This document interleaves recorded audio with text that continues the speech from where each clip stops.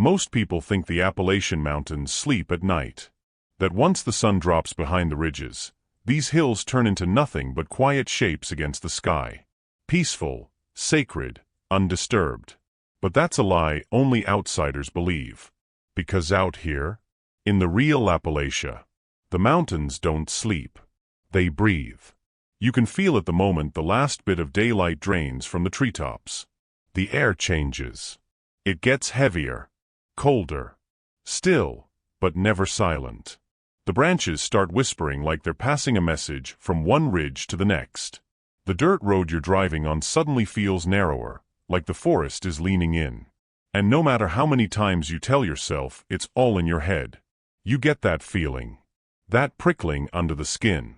That someone or something is watching you. I learned that the first night I pinned on the badge for the night shift. People imagine law enforcement out here dealing with drunks, hunters, and the occasional troublemaker. But the truth? The real truth? When the sun goes down, these mountains show you a side of themselves that doesn't make it into any tourist brochure. And sure as hell doesn't make it into the official reports. You're about to hear the version we don't record. But before we step any deeper into this darkness, I need you to do me a favor. Drop a comment right now telling me of similar experience. I want to know if I'm not alone out here tonight. And I've got a feeling this video found you for a reason. Now, let's get into it. My name isn't important.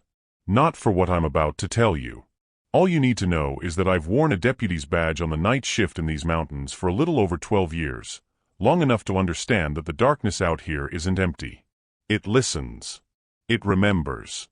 And sometimes, it waits. I didn't join the department looking for excitement. Most of us out here don't. You take the job because somebody has to answer the radio when things go wrong.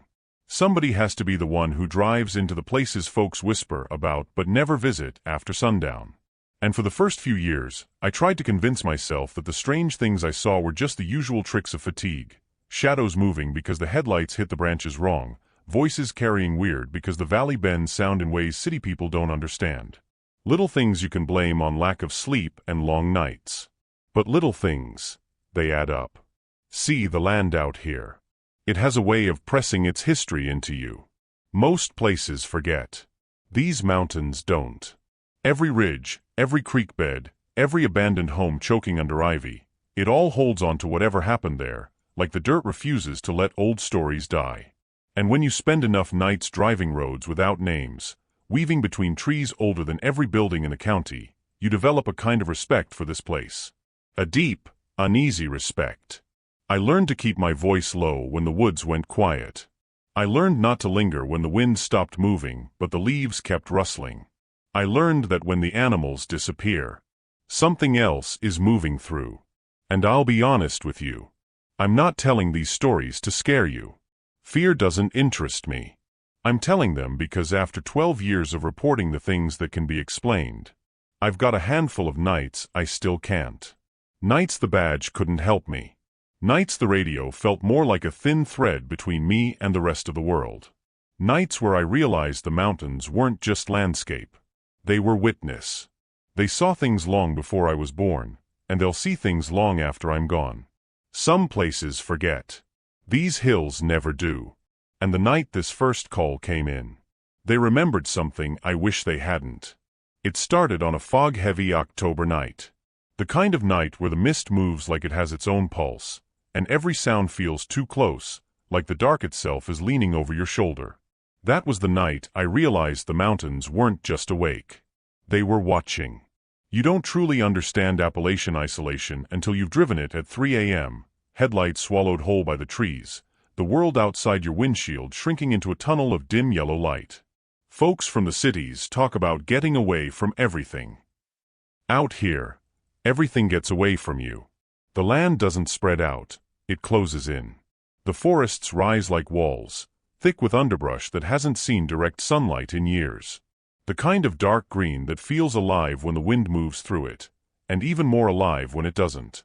There are roads out here, old roads, paved back when nobody thought they'd ever be forgotten. Now they run like cracked arteries into hollers where families haven't had a new neighbor in 3 generations. Some homes look abandoned until you catch a curtain shift, like the house is watching you instead of the other way around. I've answered calls where the mailbox was rusted shut, the porch caved in, and every instinct in me whispered, "Nobody lives here." Then a voice on the radio would remind me. Someone called for help. That's the thing about these mountains. They're full of places where civilization fails without warning.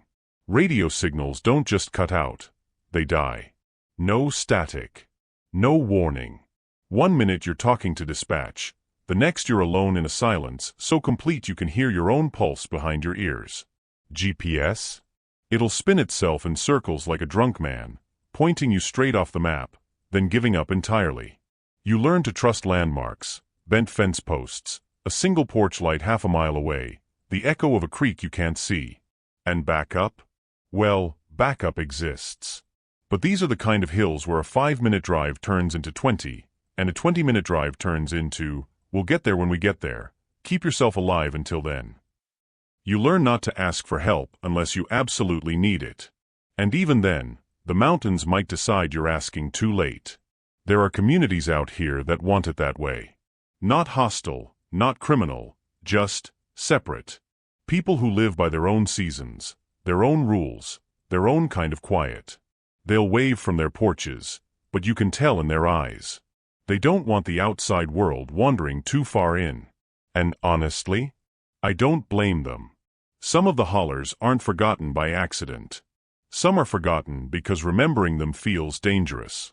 This is the kind of place where a scream can vanish into the treeline before it travels 20 yards. Where a missing person poster fades in the sun while nobody admits the last time they saw the person on it. Where things happen unseen, because the land wants them unseen. When I first started this job, I thought isolation was an inconvenience. After a few years, I realized it was something else. A living, breathing part of the mountains themselves. A force that shapes what happens out here. And what never makes it back to town. And once you understand the isolation, you start to understand why some calls out here never feel human from the very beginning. The night shift has a rhythm. A rhythm you don't choose, but one that chooses you. It begins with the long drives, miles of winding blacktop under headlights that barely pierce the fog, the engine humming low, the tires crunching on gravel shoulders. You pass old barns and abandoned houses and hollows so deep even the moonlight struggles to reach the ground. Sometimes, the radio comes alive with dispatch, static so thick it sounds like someone breathing right next to you. Other times, silence. Just the hum of the engine, the hiss of tires, and your own heartbeat. I keep a thermos of coffee on the passenger seat. Most nights, it's burnt before I can drink it. But you drink it anyway because it's the only thing keeping your mind from wandering too far. The hours stretch out. The boredom is constant. 90% of it is nothing but long, empty roads, routine check-ins, and waiting for a call that may never come.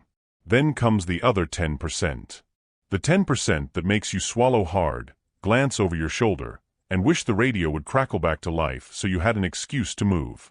That's when you see the shadows shift in the trees that shouldn't move. That's when you hear a scream that doesn't belong to any living creature, and the echo doesn't die, it lingers, presses against your chest.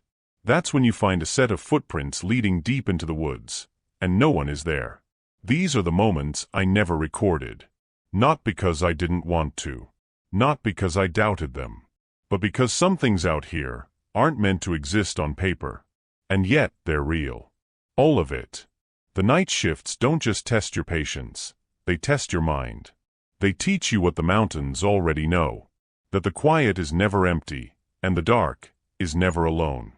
The thing people don't understand about a badge is, it's not a shield. It doesn't stop the darkness. It doesn't chase away the fear. It doesn't even guarantee you'll make it home in one piece. Some calls never make it into the report. Not because someone wants to cover it up. Not because of corruption. Not because anyone is hiding something for a paycheck. No. The truth is, some things out here simply don't fit the paperwork. I've been on calls where everything looked normal at first. A missing person, a hiker lost on a familiar trail. But then the details start to shift. Shadows where there shouldn't be any. Sounds that don't match the terrain. People who vanish only to show up somewhere impossible. You file the report, the forms are completed, boxes checked, signatures in place.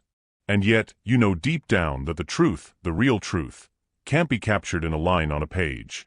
I've had to stare at families, explain in calm, rehearsed words that the person is likely somewhere safe, or probably lost, or maybe gone. And on the inside, my mind is screaming, they don't understand. Nobody understands. Because the badge is supposed to protect you. But sometimes, it only marks you. Marks you for the things you've seen. The things you can't explain. The nights that follow you home when every other law-abiding citizen sleeps soundly in their beds. And the calls I'm about to tell you about. They're exactly that. The ones I wish I could forget. The ones I never recorded.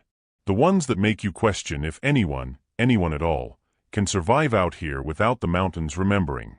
There are calls you respond to out here that never make it into the log. Not because someone erased them. Not because they didn't happen. But because there's no way to explain them without sounding insane.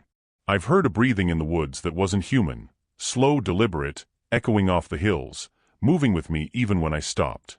It didn't belong to any animal I know. It didn't belong to any living creature I could identify. And yet, it was there. Every time I told myself it was just the wind, my stomach refused to believe it. I followed footprints through frost and mud that made no sense. Too big, too small, or oddly shaped. Leading into the darkness, then vanishing without a trace. I checked the area with a flashlight, with my partner, with backup that eventually arrived, but the prints were gone. Like the forest swallowed them before anyone else could see. There was a night I found a woman barefoot on a back road, shivering in the cold. She wasn't lost, exactly. She wasn't injured. She just stood there, pointing at something I couldn't see. Something that didn't want to be seen. Her eyes were wide, almost pleading, and the hair on the back of my neck told me I should not move closer. I never asked her what she was pointing at. I couldn't. Some things you just don't. And then there are the voices. Ones that mimic your own. You think someone is calling your name from the woods. The cadence, the tone. It's you whispering your own words back to you. And when you turn, there's no one. Just the mountains. Just the dark. Just that quiet, that waiting. These are the calls I never recorded. The ones that defy explanation, that leave you staring at the dash of your patrol car, questioning if your mind is playing tricks, or if the mountains are speaking for themselves. And yet, I've learned something. You don't have to see the shape to feel the presence. You don't have to hear a scream to know it has passed. Sometimes, a shadow, a sound, a pause in the night is enough. The stories I'm about to tell you, they all start like that. Small hints. Shadows at the edge of vision. Whispers that vanish when you focus. Footsteps that appear where no one should be. And when they hit, they don't give warning. They just arrive. This is the side of the mountains no one talks about. The side that never makes the reports. The side that watches when the world thinks it's asleep. And tonight, you're going to hear it all. It started on an October night when the fog swallowed the headlights before they even touched the pines. The kind of fog that makes every shadow a threat, every tree a looming figure, and every sound amplified like the mountains themselves are speaking directly into your chest. I had been driving the back roads for hours, the usual hum of the patrol car and the distant crackle of dispatch keeping me company. But that night, something felt off. Dispatch's voice came through the radio, but it sounded distorted, like it was speaking from another dimension. The words were the same, the cadence recognizable, but the tone, it was hollow, almost mocking. I slowed the car, trying to shake the unease creeping into my bones.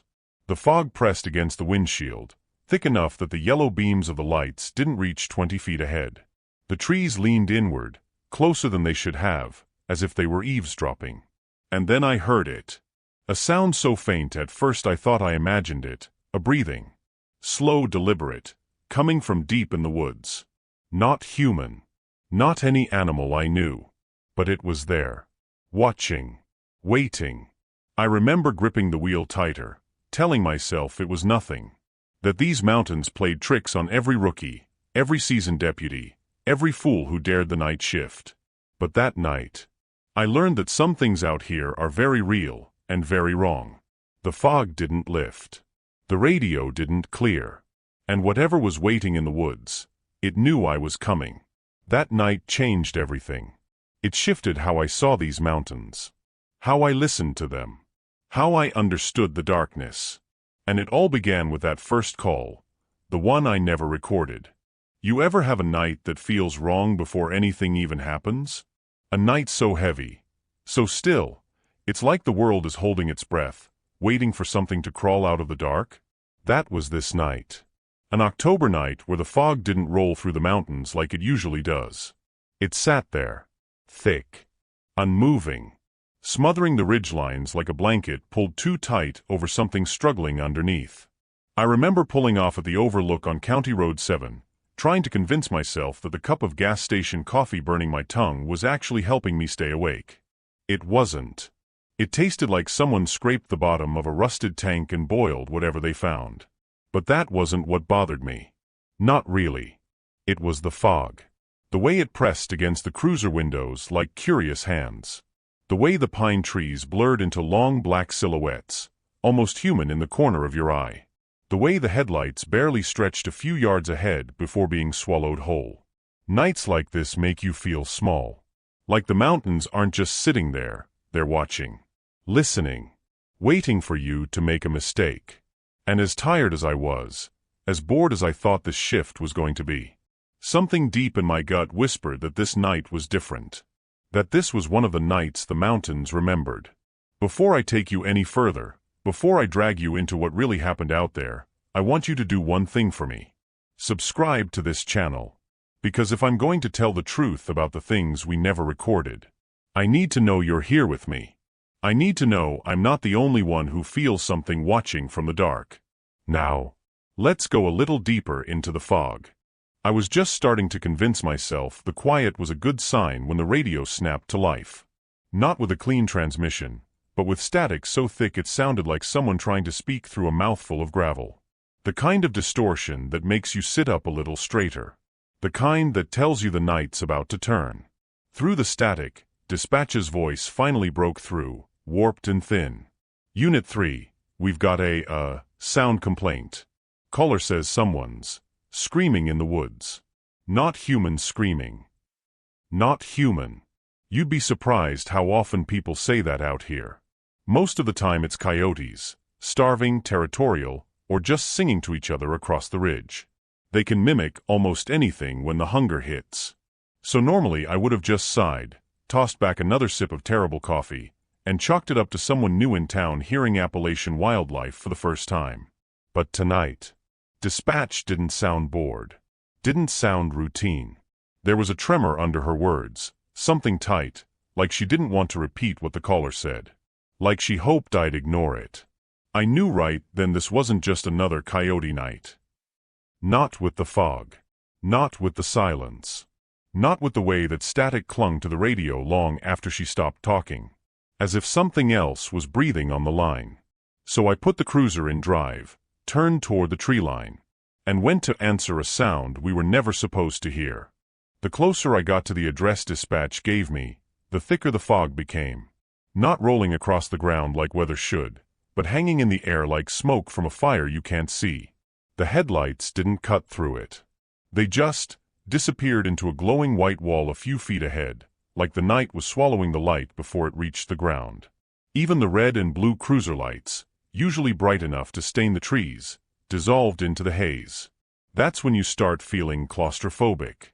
Not because you're boxed in, but because the world beyond your windshield simply stops existing.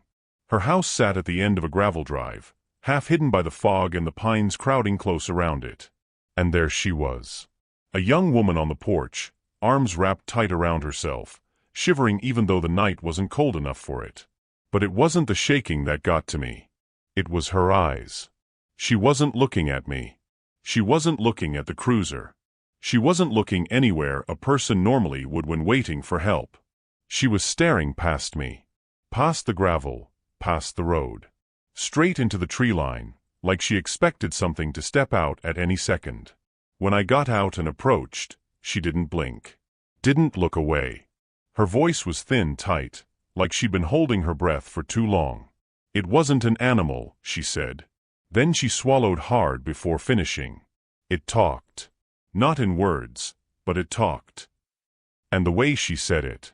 Not shaky, not hysterical. Just certain. Told me this night wasn't done with me yet. I was about to reassure her, say something calm, routine, the kind of line we're trained to deliver when someone's scared and alone.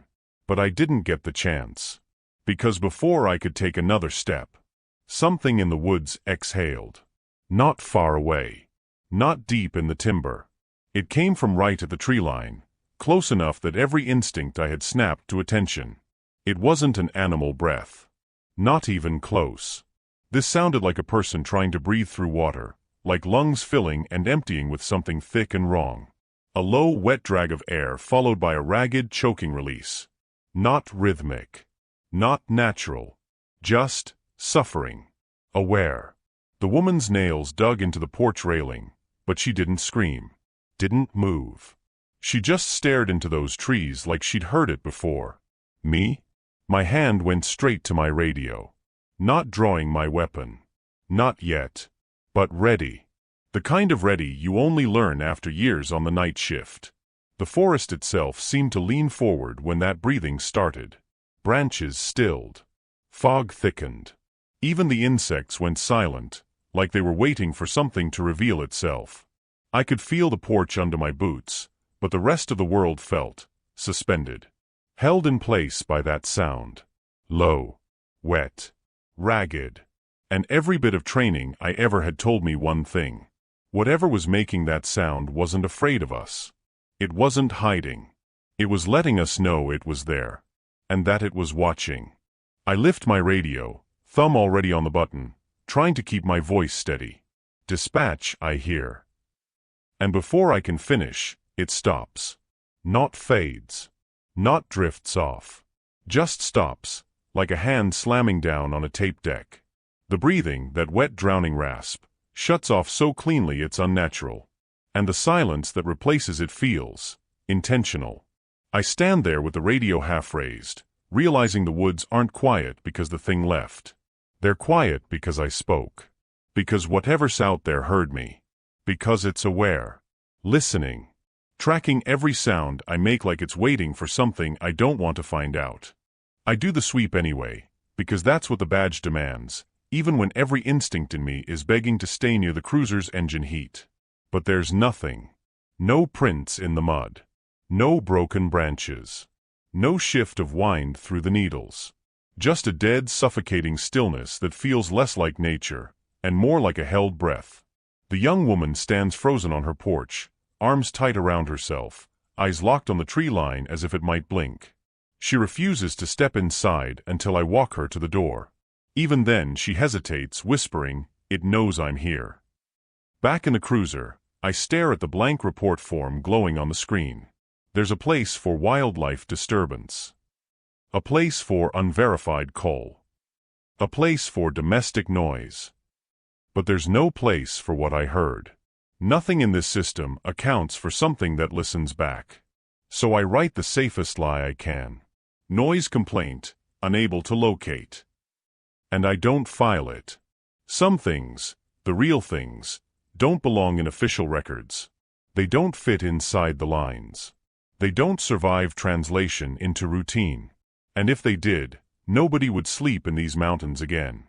I'd like to say I left that night behind on County Road 7, filed it away with the rest of the strange calls this job throws at you. But the truth is, it followed me.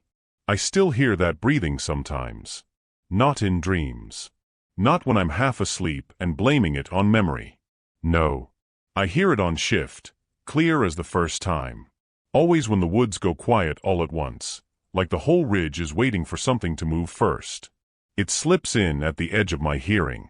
That low, wet drag of air, like a drowning man refusing to die. And every time, I get the same crawling feeling along my spine. Not because it's close, but because it's familiar. Like whatever was in that fog-heavy night remembers me. And it's reminding me it's still out there. The old mine, one of the calls we never recorded. You ever hear a place breathe? I don't mean wind slipping through dead branches or cold air settling into the dirt. I mean a place that feels alive. A place that feels aware of you long before you ever step foot near it. That's what Mill Creek Mine is. It sits past the last mailbox on a road that turns from gravel to guesswork, an old coal mine that's been sealed for decades, or at least supposed to be. The rusted gates sag forward like they're trying to warn you off, hinges fused into crooked angles. Chains wrap around them, but they're so brittle you could snap them with your bare hands. The warning signs don't warn anyone anymore. Most of the letters have peeled off, leaving pale ghosts of words the state posted and then forgot. And the locals? They don't forget. They just avoid. Hunters skirt around the entire ridge. Hikers pretend the trail ends a mile before it really does. Kids whisper about the mine like it's a dare no one's stupid enough to take twice. Because everyone around here knows the truth. That place isn't abandoned. It's just waiting. And the night I got the call, the one that never made the system, I found out exactly what it was waiting for. Before I take you there, before we go any deeper into this, I need you to hear me. If you're watching this without subscribing, you're going to disappear after this video ends. And I don't mean physically. I mean you won't hear the rest when things start getting worse. You won't know what's coming next. And trust me, what happened at Mill Creek is only the beginning of what's out here. So do the smart thing. Hit that subscribe button. Stay close. Don't wander off. Now, let's get into it. It was deep winter when the call came in. One of those nights when the cold doesn't just bite, it burrows. The kind of cold that makes the world feel hollow, like everything living has gone underground to hide from whatever's roaming the surface. My radio cracked once, twice, like it didn't want to pass the message through. Dispatch, Unit 3, we've got possible trespassers at Mill Creek Mine. Normally, that translation is easy. Bored teenagers with cheap flashlights and nothing to lose. Kids looking for a thrill, a dare, something to film for social media. But the dispatcher didn't sound convinced this time. There was a hesitation, a pause long enough to feel like someone else was breathing on the line. She didn't call it a break-in, didn't call it noise, didn't even call it kids. Just movement near the entrance. Not sure how many. That was it. No footsteps. No voices. No lights. No details. And I could tell she wanted to add something but didn't know how. Mill Creek is 20 minutes from the nearest paved road. Backup was at least 30 minutes behind me, probably more with the snow coming down sideways. If I waited, whatever or whoever was out there would be long gone. So I made the decision I still think about on quiet nights. I went alone. Cold engine rumbling, snow whispering against the windshield, the mine pulling me toward it like something knew I was already on the way. The drive up to Mill Creek felt longer than it should have. Snow came down in slow, heavy sheets, so thick it erased the world 1 inch at a time. By the time I reached the turnoff, the forest wasn't just quiet, it felt dead. Not sleeping, not resting, dead. Like sound itself had frozen in midair and dropped to the ground with the snow. When I killed the engine, the silence hit me like a shove. No wind. No branches creaking. No distant animals shifting through the brush. Just that suffocating, padded kind of quiet you only hear in the aftermath of something you weren't there to witness. My boots sank into the snow as soon as I stepped out, clean, untouched powder stretching in all directions. All directions except one. A single trail of footprints broke the white surface, heading straight toward the mine entrance like a line drawn with intention. No weaving. No hesitation. Just a direct path right up to the rusted gates. But something was wrong with them. They were spaced, oddly. Too far apart to be casual walking. Too uniform to be stumbling. And the depth, God, the depth.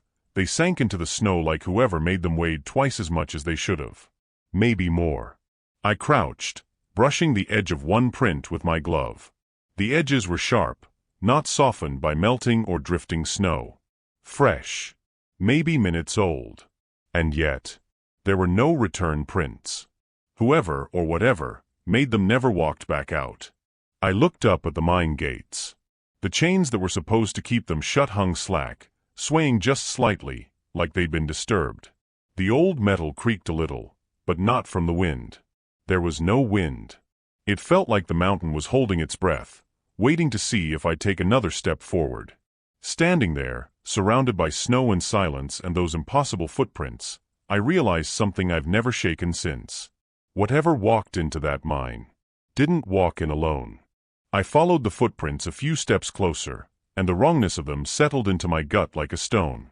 At first glance, they looked human, boot-shaped, roughly the right size. But the spacing, that's what made my skin crawl. They weren't staggered like a normal stride. They were almost in a straight line, each one placed too perfectly in front of the last, like whoever made them wasn't walking so much as being pulled. Or dragged. Dragged, but without a single drag mark. No groove in the snow. No sign of a body scraping behind. Just clean, heavy impressions, one after another. I crouched again and pushed my fingers into the edge of one print. The snow was compacted all the way down to the frozen dirt beneath, packed with a force no normal step should make. It was the kind of depth you'd expect if a full-grown man had jumped straight down with all his weight. But these prints weren't chaotic. They weren't frantic. They were deliberate. Whatever made them wasn't moving like a person anymore. It was being carried, or pulled, or guided. And the weight, God, the weight.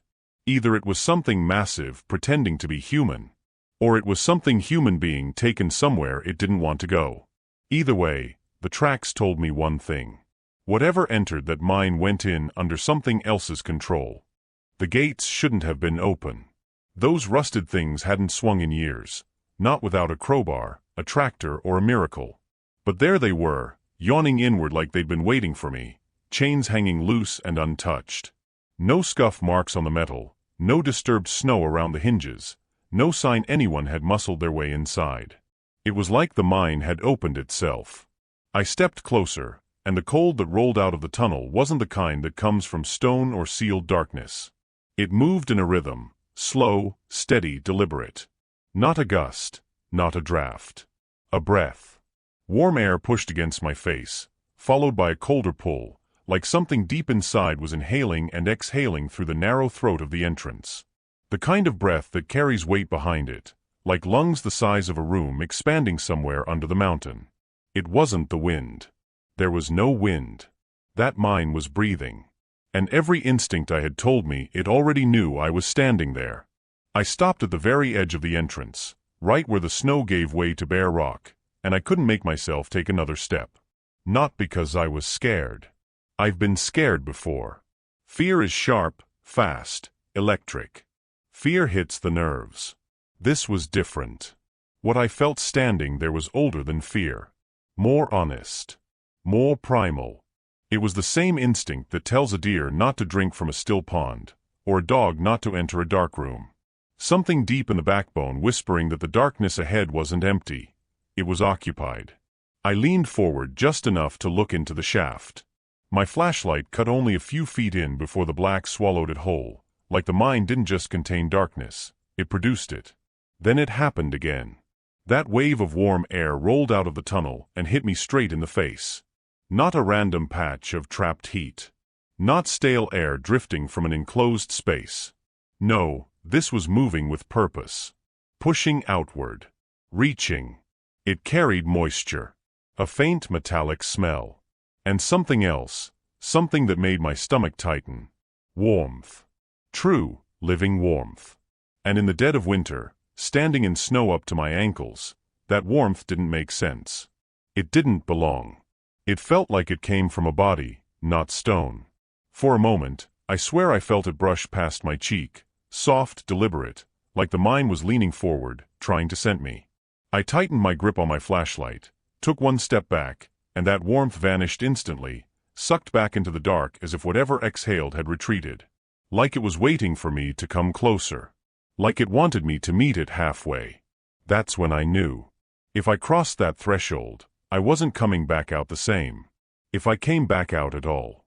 I took another step back, slow and controlled, my boots crunching in the snow even though the rest of the world stayed impossibly silent. My hand went to my sidearm out of pure training, but the second my fingers touched the grip, I knew it wouldn't matter. That thing in the mine, whatever had exhaled that warmth, It wasn't something a bullet was going to reason with. The deeper truth sat heavy on my chest. I wasn't standing in front of an abandoned mine. I was standing in front of something awake.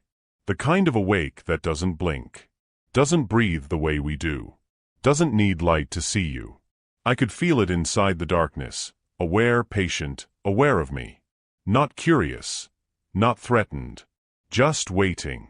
So I did the only thing that felt even remotely sane. I took one more step back, then another.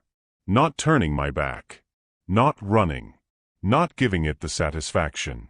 I kept my eyes on that breathing black until I reached the patrol car door. And the second I opened it, the warm air inside the mine drew back again, like it knew the moment was over. Like it had let me go, this time. When I shut the cruiser door, the mine fell still. But the feeling didn't. Because I knew what I'd leave behind in the official report. No trespassers found. But I also knew what I'd take with me. There was something in that mine.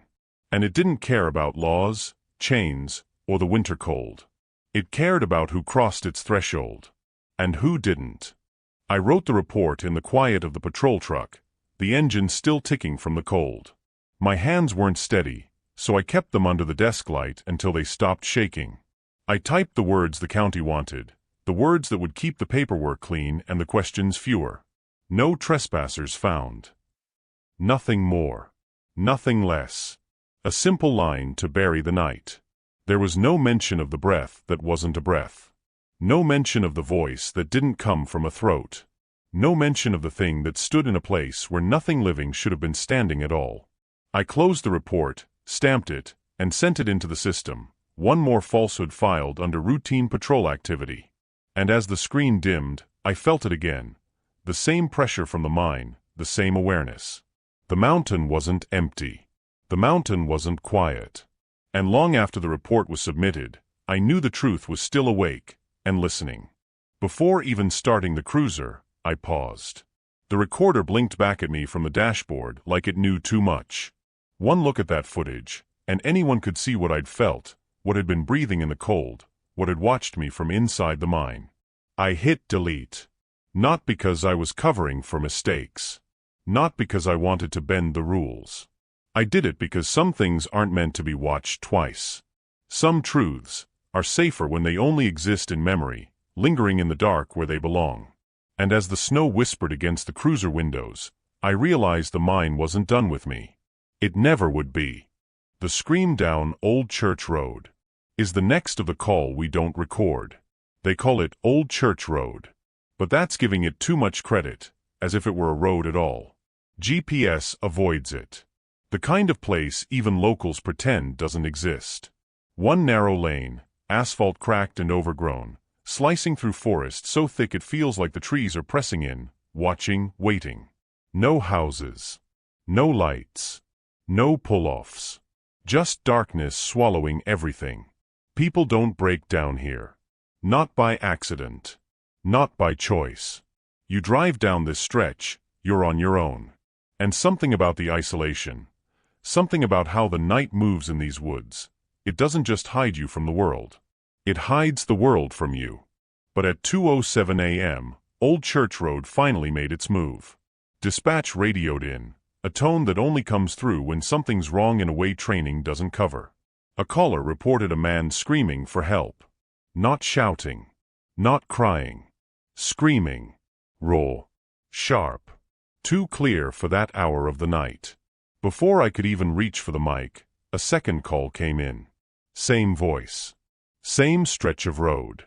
Same words over and over, like he was stuck in a loop he couldn't climb out of. By the third call, something changed.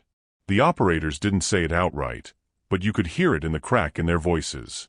They weren't sure the thing screaming was actually human. And that's when they sent me. Alone. Down a road no one uses, toward a voice no one could explain. I turned onto Old Church Road, and the world just folded in on itself.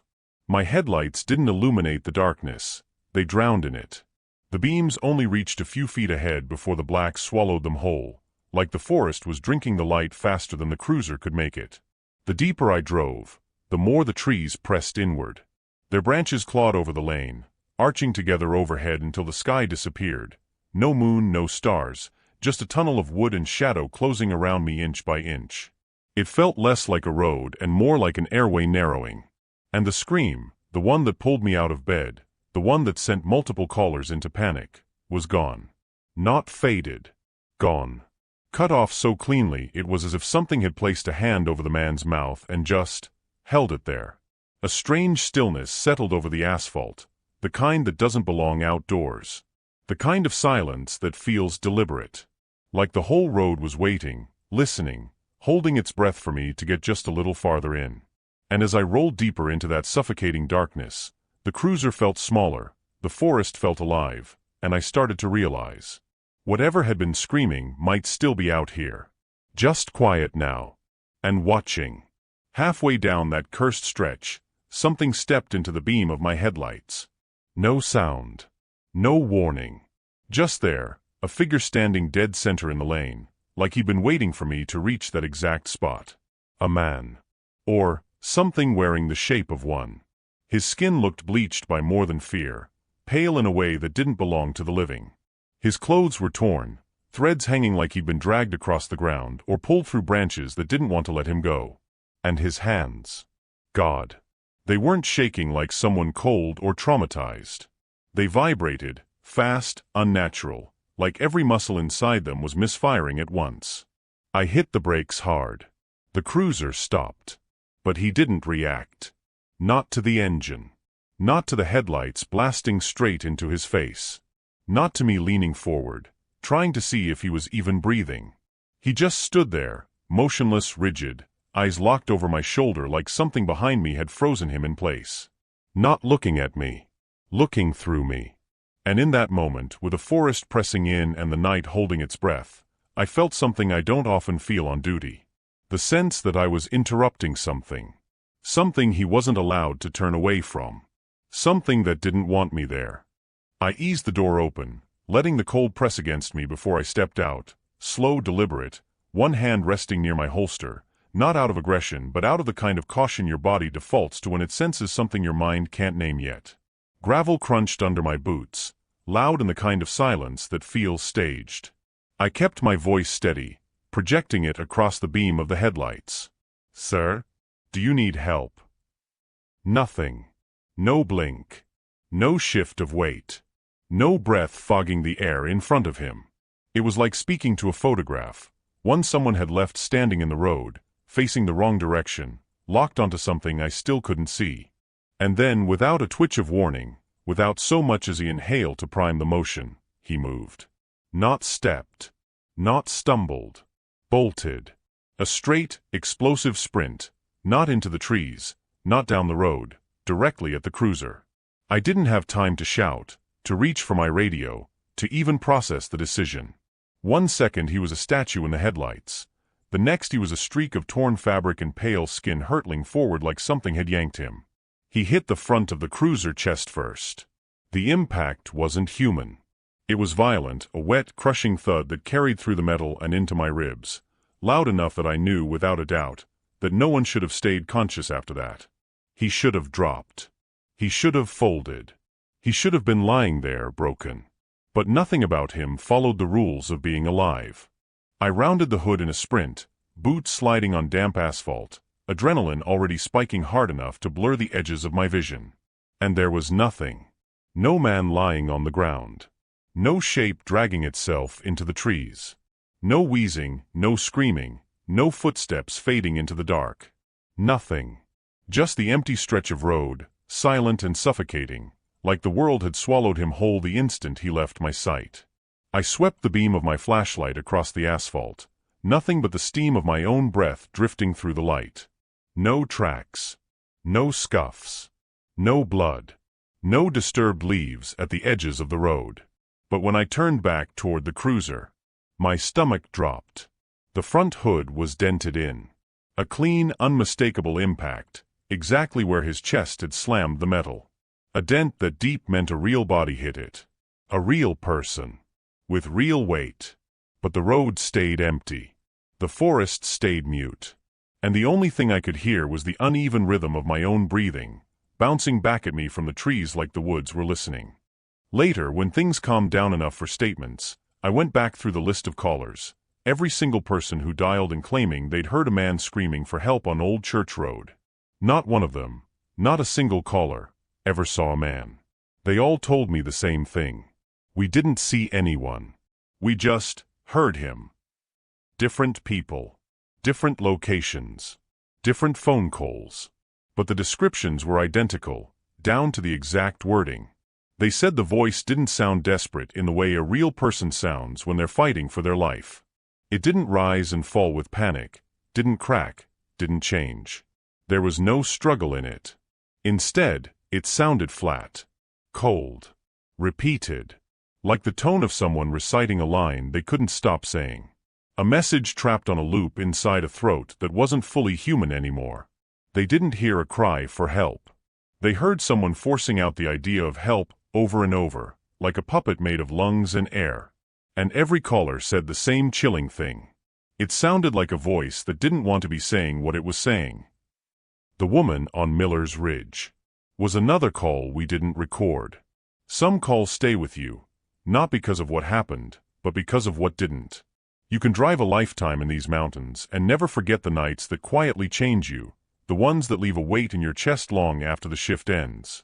This wasn't a ghost story. Not exactly. It wasn't a legend, and it wasn't something I could explain away. It felt like a warning, delivered in a single fleeting encounter. A woman on Miller's Ridge. The only person who seemed to notice what I hadn't even seen yet. And I need you to do me a favor. Drop a comment right now telling me where you're watching from. I want to know if I'm not alone.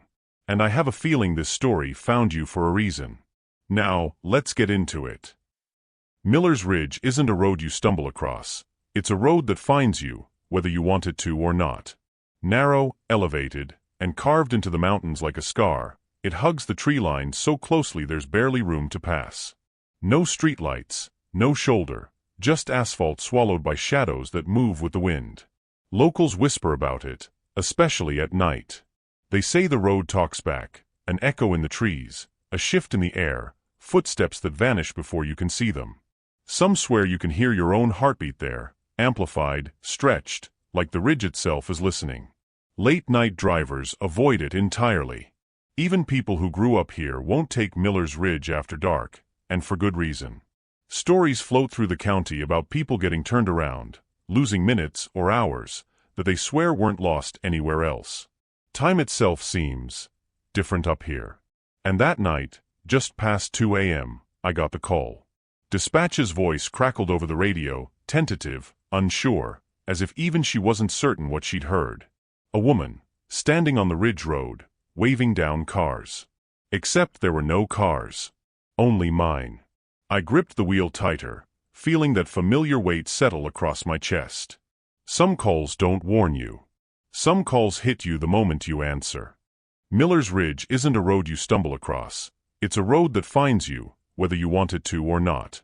Narrow, elevated, and carved into the mountains like a scar, it hugs the tree line so closely there's barely room to pass. No streetlights, no shoulder, just asphalt swallowed by shadows that move with the wind. Locals whisper about it, especially at night. They say the road talks back, an echo in the trees, a shift in the air, footsteps that vanish before you can see them. Some swear you can hear your own heartbeat there, amplified, stretched, like the ridge itself is listening. Late-night drivers avoid it entirely. Even people who grew up here won't take Miller's Ridge after dark, and for good reason. Stories float through the county about people getting turned around, losing minutes or hours, that they swear weren't lost anywhere else. Time itself seems different up here. And that night, just past 2 a.m., I got the call. Dispatch's voice crackled over the radio, tentative, unsure, as if even she wasn't certain what she'd heard. A woman, standing on the ridge road, waving down cars. Except there were no cars. Only mine. I gripped the wheel tighter, feeling that familiar weight settle across my chest. Some calls don't warn you. Some calls hit you the moment you answer. I drove slowly, each tire crunching against gravel at the edge of the pavement, headlights slicing through the thick shadows of the ridgeline. The radio went silent behind me, static fading, as if the world itself knew not to interrupt. And then I saw her, dead center in the road, barefoot, standing perfectly still, hair long and dark, falling like a curtain over her face. I couldn't see her eyes, but somehow I knew she was looking, though not at me. Not directly. It was as if she was staring past me, into something the headlights couldn't touch. Her clothes were thin, ragged, far too light for the chill that had settled into the mountains. Breath should have been visible in the cold. It wasn't. Every instinct screamed at me that something wasn't right here, but the rational part of my brain, the part that's been on the night shift for a decade, told me to remain calm. I parked the cruiser slowly, engine idling, lights illuminating the narrow strip of asphalt and the dark shoulders of trees pressing in from either side. She didn't flinch. Didn't move. Not a sway in her stance. Not a twitch. She simply existed in that spot, perfectly still, like she had been placed there by something else, something that didn't breathe, didn't feel time passing, didn't exist within the rules of the world I thought I knew. The forest behind her seemed unnaturally silent. No wind, no rustle of wildlife, nothing but the hum of my engine and the echo of my own heartbeat. Even the shadows felt wrong, stretched and frozen along the ridgeline. And then I realized something. She wasn't waiting for anyone else. She was waiting for me. I eased the cruiser to a complete stop, the tires crunching against the gravel, but she didn't flinch. Not a blink. Not a twitch. Even as my headlights washed over her, the long strands of hair fell perfectly still across her face, as though the air itself refused to touch her. I tried to take in every detail. Her posture was strange, slightly forward, arms hanging loosely at her sides, yet there was a tension there, subtle, like a wire pulled taut beneath skin. A normal person would shift weight, sway, respond to the cold, the wind, the sudden intrusion of a vehicle. She did none of it. I scanned the ridge. No other cars. No taillights reflecting back from a distant turn. No discarded items. No purse, no backpack, no water bottle. Nothing suggesting she had walked here. The road behind her led only into shadows and trees that pressed close on either side, black and silent. And that's when the instinct hit me, deep in the pit of my stomach, the kind of gut feeling you get after years of late-night calls in these mountains. This wasn't a stranded motorist. This wasn't someone lost. She wasn't human. Not entirely. Not in a way my mind could accept. And whatever she was waiting. I opened the door slowly, boots crunching on the gravel, every movement deliberate. My hand hovered near my holster, not because I expected violence, not like the usual calls, but because this was something else. Something I couldn't name, and I've learned over the years to respect the things that don't fit into any category I understand. "Ma'am? Are you hurt? Do you live around here?" I asked, keeping my voice steady, professional, but low enough that it didn't seem like a challenge. She didn't answer. Didn't blink. Didn't even shift her stance. And then, ever so slowly, she lifted one arm. A hand emerged from the curtain of her hair, pale, thin, almost translucent in the headlights. She pointed. Not at me. Not at the cruiser. Not at the road. Behind me. Into the trees. Something in that gesture, in the way she didn't speak, didn't move her head to look at me, made the hair on my neck stand on end. I felt the forest exhale, and it was not the wind. Something alive, something patient, was waiting in the darkness she wanted me to see. And I didn't look. Not yet. Her arm lifted slowly, almost impossibly deliberate, trembling just enough that I could see the tension in her thin muscles. One finger extended, sharp, unwavering, as if she knew exactly what I couldn't see yet, what the forest wanted me to notice but hadn't revealed. Instinct told me not to turn around. My body refused to obey logic. I stayed frozen in place, headlights cutting through the black, illuminating her hair, cascading like a dark waterfall over her face. Every inch of her stance screamed unnatural certainty, a silent insistence that whatever was behind me mattered more than my own safety. Her breathing was shallow, ragged. Not from fear, because there was no fear in her eyes, but from something else. Cold, maybe, but her body didn't shiver. Not a twitch. Not a quiver. Just that quiet, unnatural rhythm that made the hairs on my arms stand on end. The forest itself seemed to lean closer, pressing in on the road, on her, on me. Even the air felt expectant, waiting for something that wasn't human to make itself known. And in that silence, I realized she wasn't waving for me to help her, she was warning me. Then she spoke. Just a whisper, but it cut through the cold night like broken glass sliding across metal. Her words trembled, fragile yet deliberate. You didn't hear it yet. The emphasis on yet, it wasn't casual. It carried weight, a quiet warning that the forest, the road, the shadows themselves, had a timeline I didn't understand. Her voice felt older than her form suggested, tired, resigned, carrying some knowledge she'd been forced to bear alone. I couldn't see her eyes beneath that curtain of hair, but I felt her certainty, the knowledge that whatever waited back there had been watching long before I arrived, and would remain long after. Her whisper didn't just linger, it seemed to pull at the darkness behind me, urging me to acknowledge what was present but hidden. It was the kind of voice that leaves marks, not on skin, but on your memory. On your instincts. For a heartbeat, I wanted to turn, to challenge whatever she had seen. But some part of me knew that looking back would change everything. That's when she started moving. She lowered her hand slowly, deliberately, as if closing a book she never intended me to read. Then she turned away, and without hesitation, she walked into the trees. Barefoot.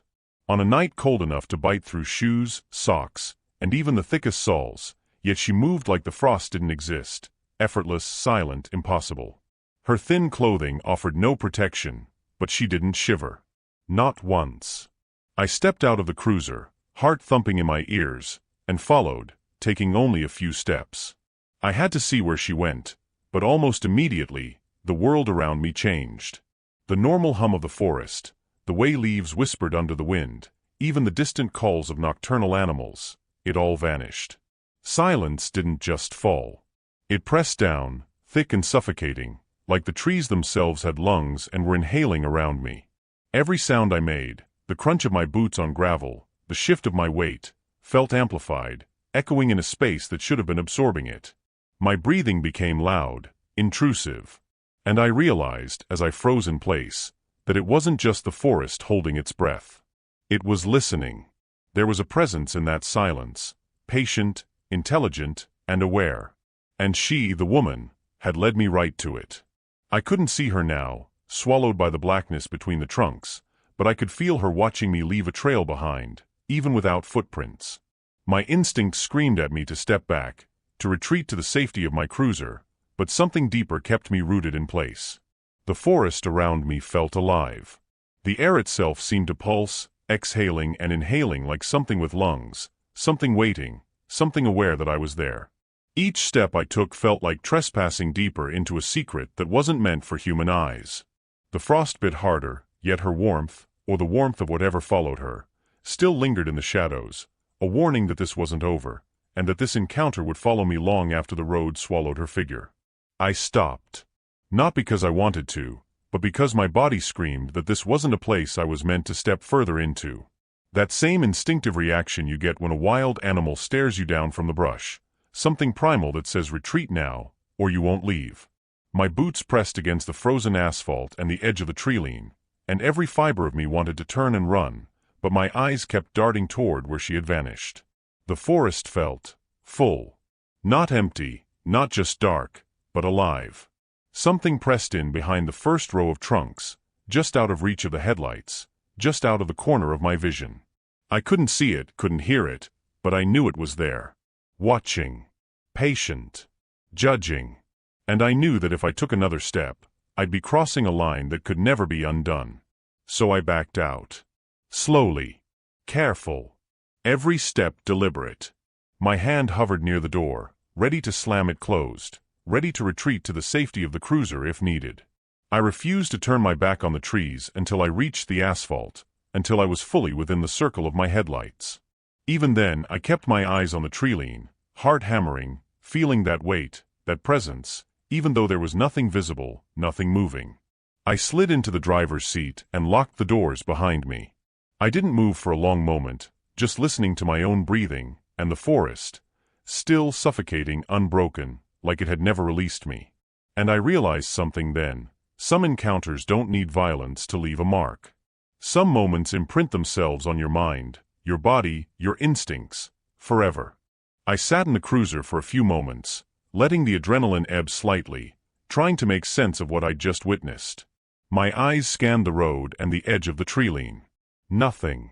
No footprints leading into the woods where she had disappeared. No signs that she had ever been standing there. No dropped belongings. No marks in the asphalt. Nothing that suggested a human had existed in that spot for even a single second. The air was too still, too empty, as if the world itself was holding its breath. My dashcam was blinking, red, normal, recording, but my stomach twisted when I remembered the moment she had pointed. I rewound the footage as soon as I had a chance, and there it was. The timestamp froze. 3 full seconds. Not a frame skipped, not a stutter. The image itself just paused, exactly when her finger had extended behind me. I could feel that same cold dread curling around my spine, the way the forest had wrapped around the road like it had lungs, like it was breathing me in. I tried to convince myself it was a glitch, some technical hiccup, but the air in the cruiser didn't lie. It felt thick, waiting, aware. And in those frozen frames, I could almost feel her watching me through the camera. Or maybe something else. Something that had been behind me the entire time. No tracks. No sound. No explanation. Just a pause in time, captured by a lens that should have recorded everything, yet failed at the most important second. And I realized then that some things weren't meant to be replayed, weren't meant to be understood. Not fully. The next morning, I returned to Miller's Ridge with another deputy, the daylight cutting through the trees in sharp, cold streaks. The road looked normal now, almost mundane, but the memory of last night made it feel foreign, like returning to a place that had moved while I wasn't looking. We searched the area methodically. I walked the tree-line where she had vanished. No footprints. Not even the faintest disturbance in the dirt or underbrush. No signs of anyone passing through. The snow was pristine, except for the faint tire tracks from the cruiser and the other deputy's SUV. We checked dispatch records and the county database. No missing persons reports matched her description. No recent vehicle incidents on that stretch of road. The locals hadn't seen anyone. The woman, the pointing, the pause in time on the dashcam, it hadn't left a trace anywhere. By all official accounts, nothing had happened. No subject found. Just a quiet road, empty woods, and the cold wind that carried the echo of something I still couldn't explain. The daylight didn't help. It didn't make sense. It only reminded me that some things are meant to be seen once, and then erased. I'll admit it, I've never truly understood what she wanted me to hear that night. Every time I drive Miller's Ridge now, there's a pause in the air, a subtle weight that wasn't there before. It's like the road itself is holding its breath, like something is always one step behind the sound, just out of sight. And the more I think about it, the more it becomes clear, she wasn't pointing at something already present. She was pointing at something arriving, something moving in ways that defy reason, creeping closer through the shadows, just beyond the edge of the tree line. I can't explain it. I can't rationalize it. And I've stopped trying. The dashcam glitch, the vanished footprints, the silence that swallowed her steps, it's all part of a pattern I don't want to see repeated. If she was a warning, I think she was too late. Now, every time I pass that ridge, I drive a little slower, keep my hands closer to the wheel, and my eyes scanning the edges of the trees, because I know the forest doesn't forget. And neither does the road. The cabin with the Light A call we didn't record. Some places shouldn't be visited at night. Some lights aren't meant to be seen. There's a cabin near the state line that no one admits to owning. Locals say it's abandoned. Forest Service says it's condemned. Yet, every few months, someone calls in, there's a light inside. And it's never the same night. Never the same story. Just the light. Glowing, steady, impossible to ignore. I've answered those calls more times than I care to admit. Each time it's the same. Quiet roads, the forest pressing in, and that unmistakable feeling that you're not alone, even before you see anything. This isn't a ghost story. Not really. It's a warning. Something about that cabin keeps reaching out to people, even when it shouldn't exist. I need you to do me a favor. Hit that like button right now. If you don't, I'll know you ignored the warning. And I have a feeling this video found you for a reason. Now, let's get into it. The road to the cabin isn't on any map most people use. Just a narrow, twisting dirt path that disappears into the black of the forest. My headlights carve out a small rectangle of light, and beyond that, nothing moves. Nothing breathes. No crickets. No rustling leaves. No wind. Just the hush of trees pressing close, like the forest itself is holding its breath. Every turn tightens the chest a little more. The air smells cold and damp, but also wrong. Stale. Waiting. I've been here before, answered the coals. Each time the same feeling crawls along my spine, the hairs on the back of my neck rising, a quiet insistence that something isn't right. That cabin has a way of reminding you that you're not in control. With every mile, my hands tighten on the wheel. My pulse speeds up. Memories of the previous lights I thought I understood, and the ones I never should have seen, bubble to the surface. The forest seems endless, and I know deep down that this time, it's watching me drive toward it. Then it appears, through the trees. At first, I think it's just a shape, a shadow caught in the moonlight. But then the details sharpen, the cabin. Windows all boarded, the door chained like someone wanted it locked tight. The wood is warped, grayed from years of weather, splintered in places. Signs everywhere say, "Stay away," "Condemned," "Forgotten." And yet, there's light. A warm golden glow pushing through the cracks of the boards. Steady. Like someone inside is sitting by a fire. Not flickering. Not swaying. Just there. A glow that belongs in a hearth, in a home, in a place meant for comfort. Everything about the cabin screams empty, abandoned, and yet that light, it doesn't belong here. It's wrong. It's inviting, yes, but it's inviting in the way a trap is inviting. Something that says, "Come closer," while your instincts scream, "Stay the hell away." No smoke rises from a chimney. No heat radiates. Just that golden light spilling through the cracks. And I can feel it, before I even step closer, the unsettling certainty that whatever is inside knows I'm here.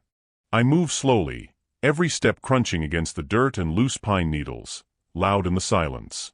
The forest around me feels like it's shrinking, like the trees themselves are leaning in, watching. There's no wind, but branches graze my shoulders, and the air feels thick, unnatural. The light pulses faintly through the cracks in the boards, almost like it's breathing. Warm, golden, hypnotic. My eyes flick to the door. The chain rattles. Not violently, but enough to make me flinch. It could be the old links shifting in the cold. Or, it could be something testing it from inside. I pause. My stomach tightens. Every instinct in me screams that I am not alone. Not just in the yard, but beneath the cabin. I can feel it, crouched, waiting, observing. And then the light snaps for a moment, brighter than before, as if it knows I'm here. I take another step. And suddenly, I realize, the forest is completely still. No rustle. No animal. No wind. Just the cabin, the light, and whatever is waiting beneath. I hug the tree line, circling the cabin slowly, every footstep measured. The snow under my boots cracks sharp in the silence, echoing louder than it should. My breath comes out in puffs that hang in the air like smoke, and I can hear the faint rhythm of my heartbeat, louder than anything else. Halfway around, the light snaps off. Instantly. Not dimming, not fading, gone. 1 second it was there, warm and golden, the next, nothing. Just darkness. The forest reacts. Or maybe I notice it now. Complete, oppressive silence. No wind. No rustling. No wildlife. Just the static emptiness of night. Then, a sound. A chair scraping across old wooden floors from inside the cabin. Slow. Deliberate. Each scrape measured as if someone or something is arranging the space, waiting for me. I freeze. My skin tightens. My gut twists. This isn't curiosity anymore, it's a warning. Something crouches in that dark cabin, and I am not welcome. I stop mid-step, the circling coming to an almost imperceptible halt. That warm glow is gone, and a new awareness settles over me. This isn't just from the windows. Something is down there, beneath the cabin. Not above, not through the boards, but under it. Hidden. Watching. Waiting. Every muscle in my body tightens without thought. My gut clenches. My fingers hover near the holster, even though I know a weapon won't matter.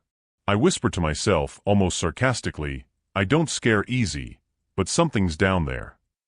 The snow around me is undisturbed, the trees frozen, yet I can feel a weight, an invisible pressure, pressing up from beneath the floorboards.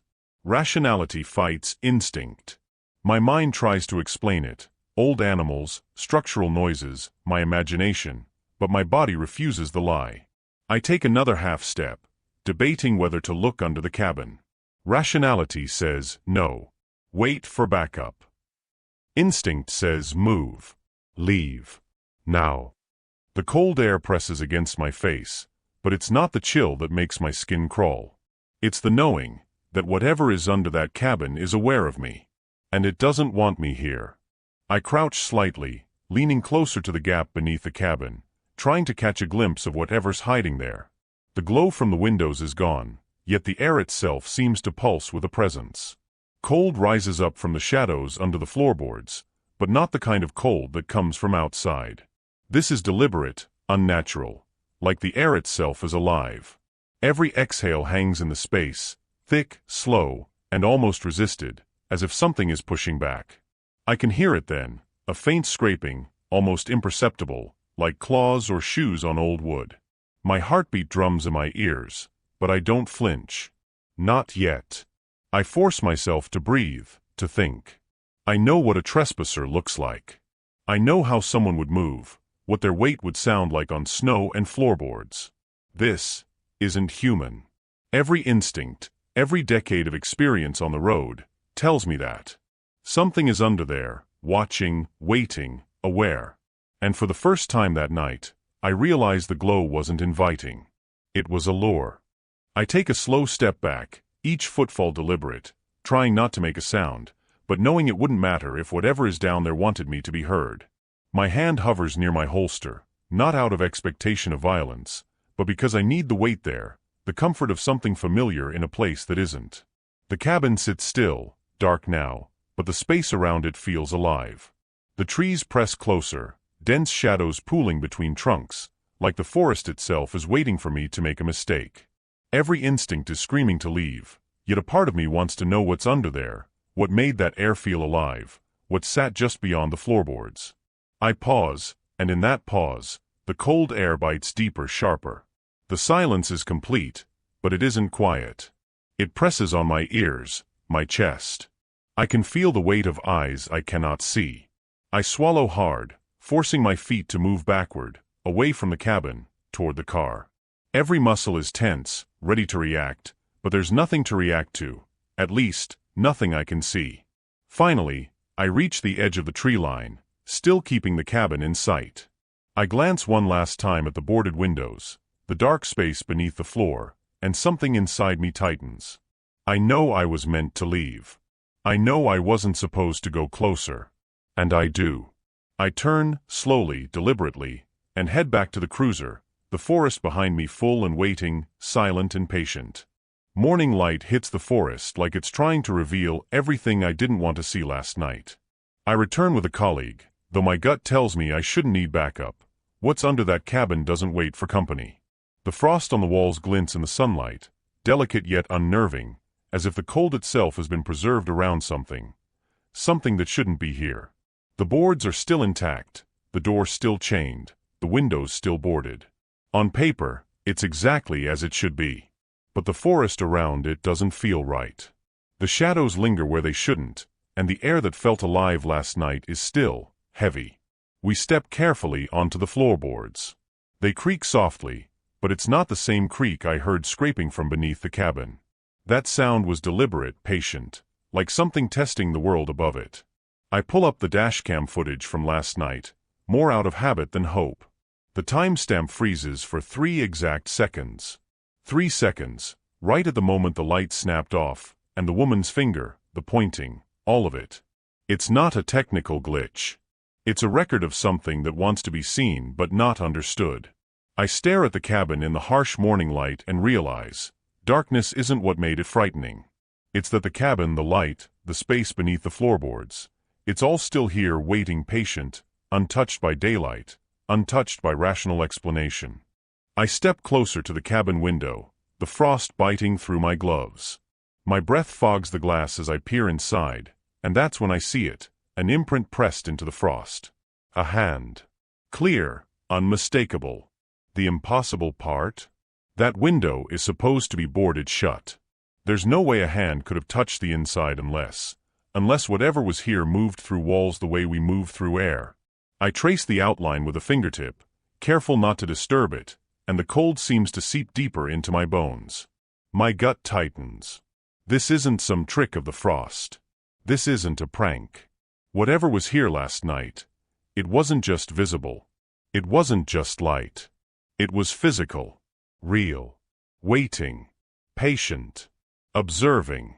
And that's when I realize, the cabin isn't just abandoned. It's inhabited by something that doesn't belong in daylight, something that refuses to be ignored. I step back from the cabin, letting the frost and the handprints sink into memory. I've seen this light before, not once, not twice, but enough times that I've learned its pattern. It will return. Someone will call again. The thing inside, whatever it is, it's not here to scare. Not exactly. It's marking, communicating, watching, leaving breadcrumbs in the dark for anyone who dares approach. And I've learned, some lights in the woods are not warnings. They're invitations. And some invitations, you survive by ignoring. And finally, the truth about the badge. I used to think the badge protected me. I was wrong. Every patrol, every call, every dark road I drove alone made me realize something I couldn't admit to anyone else. The badge doesn't shield you from the darkness. It marks you. Marks you as someone who's seen too much, heard too much, walked too close to the things the mountains refuse to forgive. And the calls, the ones I never recorded, they don't fade with time. They linger. They remind me that what I saw, what I heard, what I felt, isn't something most people could understand. Tonight, I'm going to tell you about them. Not the easy calls, not the false alarms. The ones that changed everything. The ones the badge can't explain. The badge. I used to see it as protection. Something that told the world, I'm safe. I enforce the law. I can handle what comes at me. I was wrong. It doesn't protect you. Not really. It marks you. Marks you as someone who's seen what the mountains don't want seen. Marks you as someone who's listened too closely, stepped too far, walked too near the edges of things people pretend aren't real. Every call I've answered, the woman on Miller's Ridge, the man who vanished into the fog, the old mine that exhaled as if it were alive, each one left a mark. And the mountains, they remember. They remember faces, voices, footsteps. They don't forgive curiosity. They don't forget those who witness what shouldn't exist. You think you're in control when you wear the badge. You think you choose what to see. But the truth is, the badge chooses you. It's a warning. And if you ever find yourself alone in these hills at night, just know, whatever follows the dark isn't checking IDs. It's looking for the ones already marked. I've answered a lot of calls in these mountains. Too many to forget. But some stay with you not because of what the report says, but because of what never made it in. There was the woman on Miller's Ridge. Barefoot. Standing in the middle of the road. Hair falling over her face, pointing, not at me, not at anything I could see, but into the trees behind me. She didn't speak at first, just held her hand out like a warning. When she finally whispered, "You didn't hear it yet," I knew I wasn't looking at someone human. Then Old Church Road. A man, or something that looked like one, halfway down the asphalt, pale, trembling, torn clothes. I called to him, stepped out, and suddenly he ran. Not into the woods. Not away. Straight at the cruiser. Slammed into it chest first. And then, nothing. No body. No footprints. Just the dent and my own heartbeat. The old mine past Mill Creek. Snow everywhere, but only one trail. Footprints too heavy to be a person, spaced in ways that made no sense. The gates, normally chained, swung open like the place was breathing, exhaling warmth into the dead winter air. I didn't go inside. I couldn't. The cabin near the state line. They said it was abandoned. Condemned. And yet, there it was, glowing through the boards with a warm golden light. I circled it. Halfway around, the light snapped off. And then, a chair scraping inside. Something moving under the floorboards. Waiting. Watching. And the one that used my voice. I thought I was alone that night. Listening. Speaking. And suddenly, the sound of my own words coming back at me, twisted. It knew. It reacted. It remembered me. None of these calls were recorded. Not because I didn't care. Not because I didn't want proof. But because some things aren't meant to be caught on tape. The mountains don't forgive. And the truth, sometimes you survive only by leaving it unrecorded. The mountains, they remember. Not like we remember, with words or faces. They remember with silence, with fog, with the weight of air pressing against your chest. Every path, every ridge, every dark holler holds the trace of those who've walked too close, who've seen too much. I've learned that the Appalachians don't just watch, they wait. They wait for the living, the curious, the bold, the foolish. And when they act, it's subtle at first. A branch brushing where no wind blows. A whisper of pines that isn't wind at all. A fog that thickens just enough to swallow headlights and scents. They remember the calls I didn't record. The woman on Miller's Ridge. The man who vanished against my cruiser. The mine that breathed warmth in the dead of winter. The cabin with the golden light and something crouched beneath the floorboards. Every one of them is etched into the mountain's memory. And if you linger, if you look too long, they remind you, slowly, patiently, that the mountains have ways of moving beyond your sight, beyond your hearing, beyond your understanding. Cold presses into your bones, fog wraps around your shoulders like a hand, and the dark, it isn't just absence. It's presence. The mountains remember everything you try to forget. The nights out here are long. Endless stretches of asphalt swallowed by trees, the radio crackling once in a while with someone else's problem, or nothing at all. Silence becomes heavy, almost tactile. And in that silence, the shadows move differently. Not like animals. Not like wind. But aware. Watching. Waiting. You learn quickly that no one else will ever remember what you see. No backup, no dispatcher, no call log will reflect it. Only the mountains, the fog, and you. And that's when the badge starts to feel meaningless. It's a symbol, yes. Authority. Law. Protection. But out here, against what waits in the hollows, in the ridges, in the abandoned mines, it doesn't protect you. It marks you. Marks you as someone who walked too close, someone who listened too long, someone the dark already knows. You sit in your cruiser, headlights cutting through the fog, coffee long cold, and realize the badge can't shield you from the things the mountains remember. It only tells the darkness that you're awake. So listen closely, because this isn't a story you'll read in a report or hear on the news. If you're ever driving through Appalachia at night, and you see a deputy cruiser parked alone on a foggy road, don't stop. Don't look inside. Don't call out. Because out here, the badge doesn't always belong to someone you recognize. It doesn't always belong to someone alive. And the darkness, it moves with purpose. Patient. Watching. Waiting. The mountains remember every soul that wanders too far, every set of footsteps that dares to enter the hollows. And sometimes, when the night is quiet, the fog thick, the trees pressing in, you're not just passing through. You're being observed. By something patient. By something that doesn't forget. So obey the warning. Keep moving. Because curiosity here doesn't just kill the cat, it marks you. I've spent years thinking the badge protected me. That it was a shield between the world and whatever waits in the dark corners of these mountains. I was wrong. The truth is, the badge doesn't save you. It exposes you, marks you as someone who's seen too much, heard too much, walked too close to the things the mountains do not want disturbed. Some calls, some things, they aren't meant to be recorded. They aren't meant to be believed. And the deeper you walk into these ridges, the more you understand why. And when the dark moves, it moves with purpose. It is patient. The mountains are patient. And they remember you.